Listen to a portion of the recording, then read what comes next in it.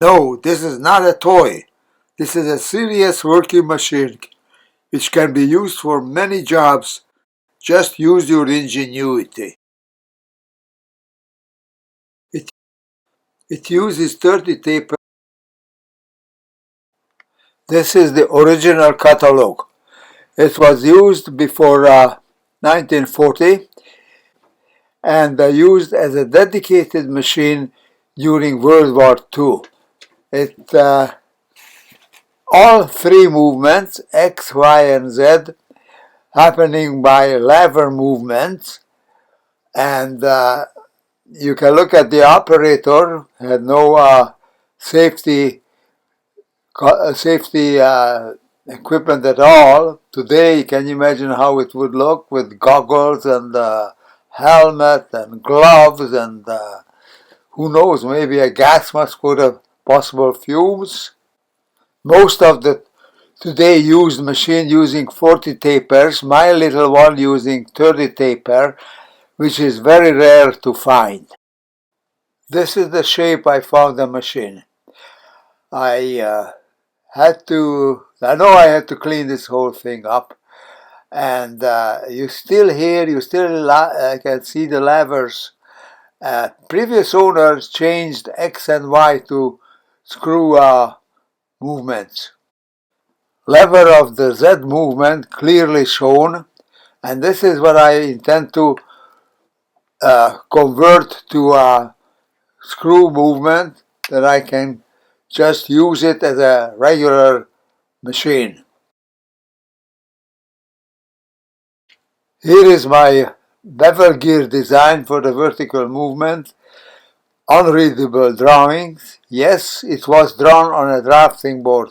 Larger pieces was dismantled in the garage and cleaned and repainted and waiting for being carried down to the shop.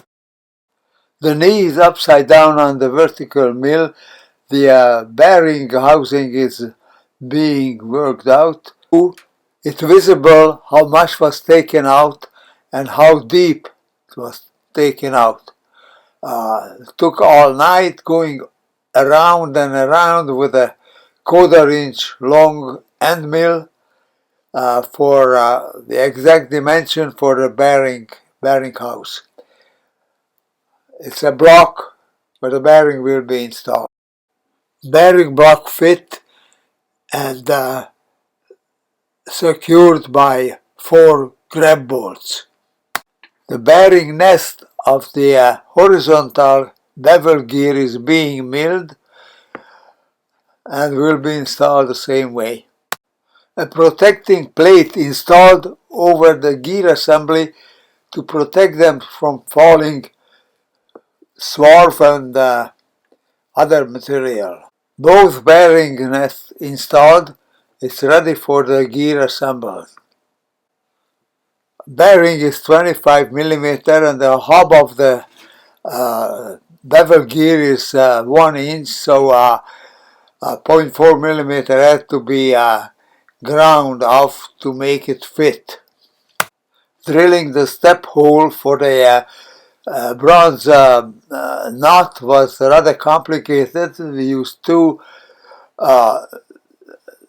carbide hole drill and the fly cutter. All painted and ready to take down to the shop, which is 6 steps below. There was a special table made to fit the base exactly. Motor installed. Everything is ready. My boy and the helper took it down and they said that they never carried such a heavy thing in their life. It's 700-800 pounds, the whole thing, but even the smallest piece is about 500 pounds. It had to be a step knot to carry the load and bronze to make it smooth, and we used 3 grab screws to install it for good. Basic parts are assembled on the new table. The vertical rod is a 3/4 by 10 right-handed threaded rod. It should have been left-handed, but I didn't know that it's available. The bearing block housing is on with the gear, so just waiting for the knee to be installed. A gear of 100 teeth was installed on the Atlas, and giving the divisions for the dial. Bungee cord tightens a pin into between two gears, and then a carbide tool driven by air and cleaned by air, graving the divisions on the dial. I used the number punches and the guillotine type of drop down weight on it. It's all calculated and tested out to establish the height to drop the plunger in an aluminum piece, which was bolted onto a piece of heavy steel, and this 30-inch long pipe was bolted on top of it.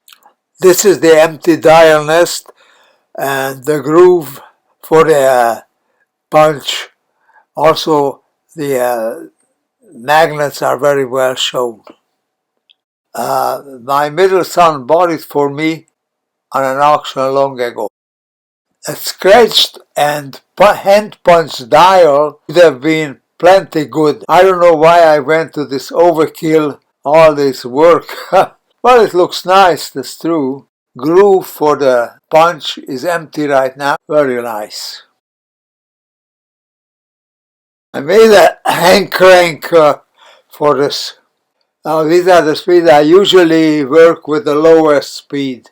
This is the finished machine, painted. That's how far I got. It took a whole winter, was worth it because it's a real serious and very, very well usable machine. Use it almost every day. 30 taper is very rare.